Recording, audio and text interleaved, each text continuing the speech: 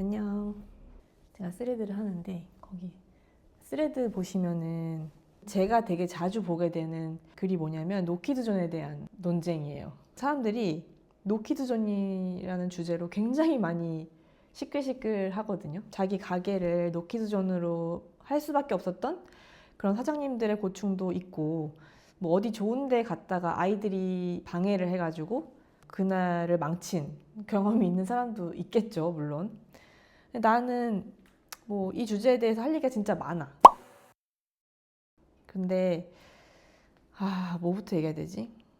일단은 노키드존의 존재를 아무렇지도 않게 생각하는 거, 그럴 수 있지라고 생각하는 거, 그리고 너무 당당하고 떳떳하게 우리는 노키드존입니다, 이렇게 홍보하는 사장님들이 있다면 나는 그건 조금 문제라고 생각해요. 노키드존을 찬성하는 분들을 얘기를 들어보면은 아이를 싫어하는 건 아니라고 해요. 진상 부모가 싫어서 그렇대. 진상 부모. 항상 언급되는 게 진상 부모에 대한 이야기예요. 그래서 얼마나 이제 진상 부모가 많이 거쳐갔는가. 이런 사람이 있었고 저런 사람이 있었고. 알겠어요. 그런 사람을 많이 겪었다는 거 알겠어. 그리고 사실 그런 게 되게 전혀 신기하지 않아요. 왜냐면은 진상인 인간들은 어디 가도 있거든요. 근데 어쨌든 노키드존 찬성하시는 분들을 보면은 아이가 아니라 진상 부모 때문이고, 그래 아이들아 너네들은 문제가 없어. 근데 너네들을 잘 못 가르치는 너네 부모가 문제야. 그래서 못 들어오는 거야. 이런 식의 논리를 펼쳐요. 근데 아이를 키우다 보면은 진짜 진상이고 싶지 않아서 막 애를 써도 어쩔 수 없이 진상이 되는 순간들을 정말 많이 겪거든요. 근데 이제 이런 얘기는 굳이 하지 않더라도 이 말을 꼭 하고 싶어. 진상 부모가 우리 가게 오는 게 싫다고 아이들을 동반한 이 세상 모든 손님을 금지하는 게 정말 괜찮다고 생각하는 건지 궁금해요. 그러니까 그럴 거면은 그 진상 부릴 사람 출입 금지라고 하는 게 맞지 않아요? 그렇지 않아요? 근데 진상 부릴 사람은 어떻게 가려낼 거냐고. 나는 그 지하철이나 길가에서 너무 개념 없는 사람들 많이 보거든요. 근데 그 사람들 중에서 아저씨도 있고 아줌마도 있고 노인들도 있고 그래요. 진상을 떠는 인간의 비율은 제가 생각할 때는 연령과 성별을 불문하고 그냥 일정하다고 생각해요. 근데 그 중에서도 유독 이제 아이와 아이를 동반한 손님만을 굉장히 미워하는 거.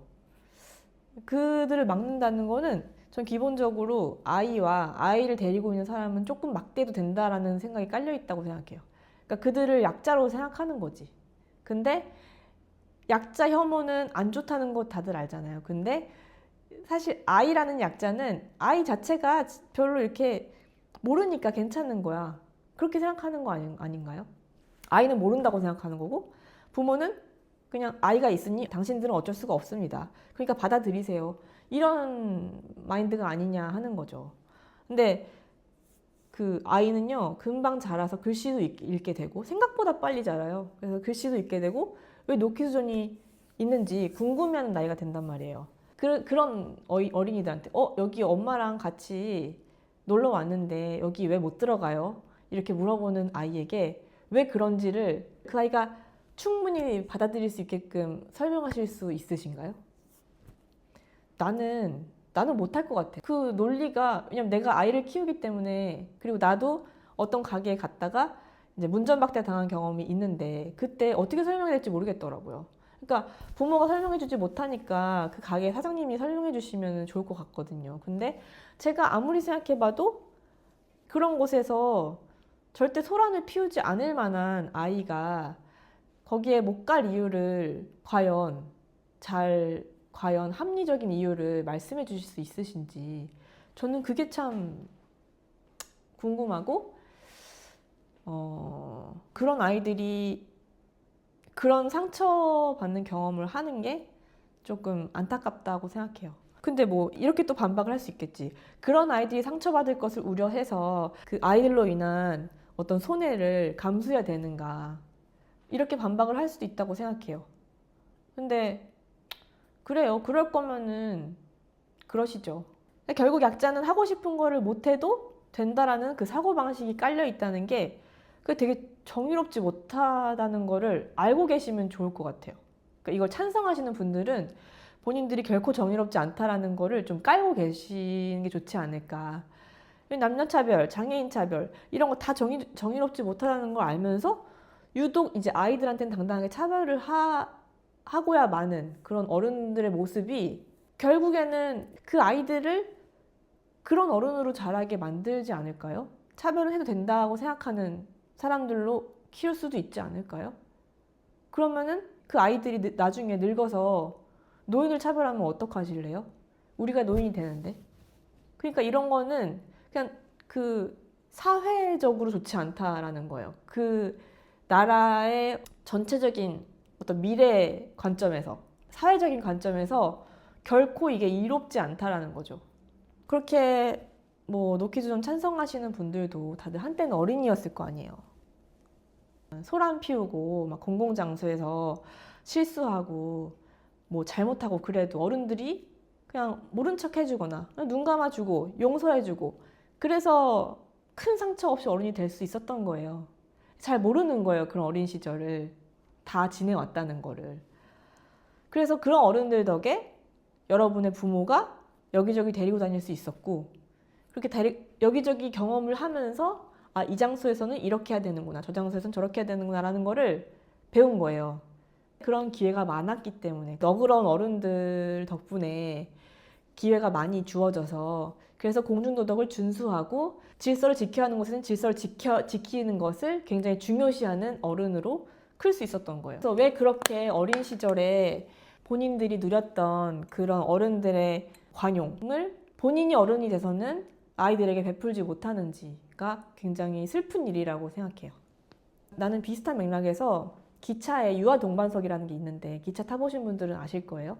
그 예매할 때부터 유아 동반석으로 지정되어 있는 차량이 있어요.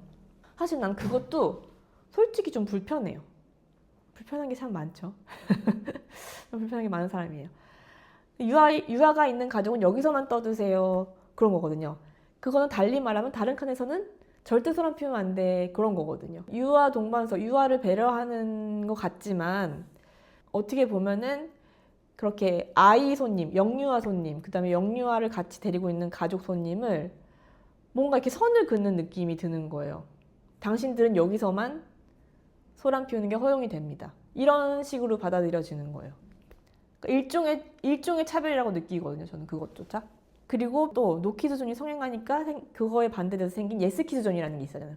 예스키즈존, 웰컴 키즈존, 뭐 케어 키즈존 막 이런 식으로 각종 키즈존의 그 등급들이 생겼어요. 그 용어들이. 키즈 플랜들이 이런 말도 많이 들리고. 그래서 여기서는 아이들이 편하게 놀 수 있습니다.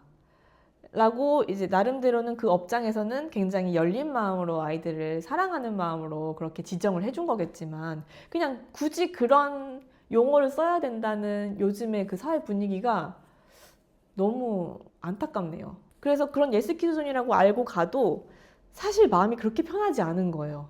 여기서만 편하게 놀다가 그 문 밖을 나서면 결국엔 또 경직된 자세로 다녀야 된다는 거, 그런 압박감이 은연중에 드는 거예요. 그래서 뭐 집 밖에 나가면 사실 뭐 요새는 집 안에서도 그래요. 층간 소음이나 이런 이웃 소음에 워낙 이제 사람들이 민감하다 보니까 뭐 아이가 조금 소리를 지르거나 뭐 좀 울기만 해도 위축이 되거든요. 그러니까 아이를 키우는 동안에는 그 아이가 뭔가 사리 분별을 하기 전까지의 몇 년간, 그게 한 뭐 3, 4년이에요. 길어봐야 4, 5년. 보통은 한 3년 정도면 아이들이 어느 정도는 가르치는 것을 따라올 줄 아니까 그 3년 정도, 그 시간 동안에는 좀 이렇게 대역 죄인으로 살아가는 것 같아요.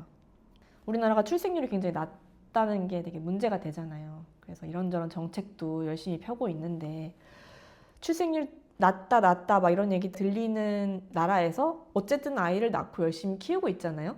그래서 출생률을 올리는데 기여하면서 살아가고 있잖아요. 이 부모라는 존재들은. 근데 이렇게 눈치나 보면서 위축되어 살아가야 된다는 게 이런 아이러니한 이 상황?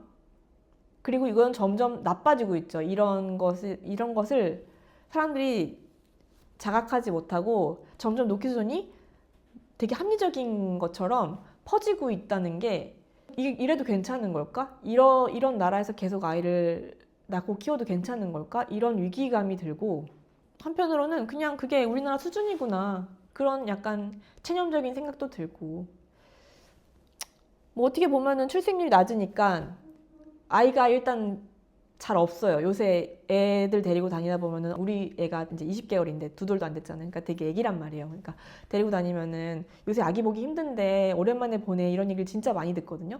그러니까 애기 자체가 없는 거예요. 이 나라에 사람들의 시야에 아기가 잘 없어요. 이거를 우리나라에서는 잘 모르는데 외국 가면 되게 많이 느껴요. 애들이 진짜 여기저기 치여요. 근데 우리나라에서는 그렇게 치일 정도로 애들이 없다. 그래서 젊은 사람들이 아이를 많이 보지 못하고, 그렇기 때문에 아이랑 어떤 존재인지, 자연스러운 아이, 잘 못 키워지고 있는 아이가 아니라 그냥 평균적인 어린이라는 존재가 어떤 존재인지에 대한 이해도 자체가 너무 없고, 그러니까 그냥 이제 단순히 생각해서 자기 일상에 방해가 되는 존재이니까 그냥 싫어하게 된 거예요. 그러니까 원래는 나쁜 사람들이 아닌데 그냥 이런 사회 현상 때문에 아이라는 존재랑 되게 멀어지고 미움이 생기고, 그게 이제 더 발전해서 혐오가 되고, 그런 현실이 저는 참 속상합니다. 좀 씁쓸하고 억울한 굴레에 갇힌 그런 느낌이 들어요. 아이를 키우는 입장에서. 오버한다고 생각할 수도 있겠지만 지금 21세기인데 21세기의 신분제도나 마찬가지인 느낌이에요. 영유아 부모들이 힘을 합쳐서 인권운동이라도 해야 되는 거 아닌가, 저는 이런 생각까지 듭니다. 제발 죄 없는 아이들, 쟤네들은 곧 나의 평온을 깨트릴 거야, 막 이런 존재로, 잠재적 악마로 보지 마시고 그냥 별 생각 없이 대해주시면 안 될까요? 조금만 더 너그럽게 생각해 주실 수 있지 않을까요? 본인들의 어떤 어린 시절을 조금만 생각해 보세요. 다 그러고 컸어요, 우리는.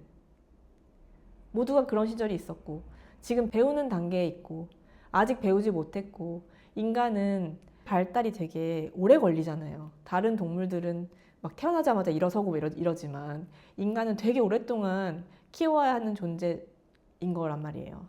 그래서 이 세상에 정말 많이 줄어든 이 아기들의 첫 한 3년 정도를 어른들이 조금만 너그럽게 대해줄 수 있다면 분명히 우리나라는 참 괜찮은 곳이 될 거라고 생각해요. 그리고 영유아를 키우는 우리 육아인 동지들에게 하고 싶은 이야기는 괜찮다.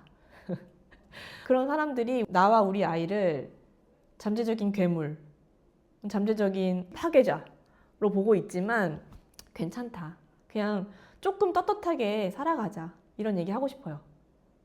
우리는 잘 가르치면서 열심히 살고 있거든요. 아이를 잘 키우고자 하는 욕심과 책임감으로 하루하루 열심히 잘 살아가고 있거든요. 그러니까 그런 본인과 아이의 모습에 자신감을 가지시고 조금 더 떳떳하게 이런저런 도전을 해보시기를 저는 권하고 싶어요. 괜찮다.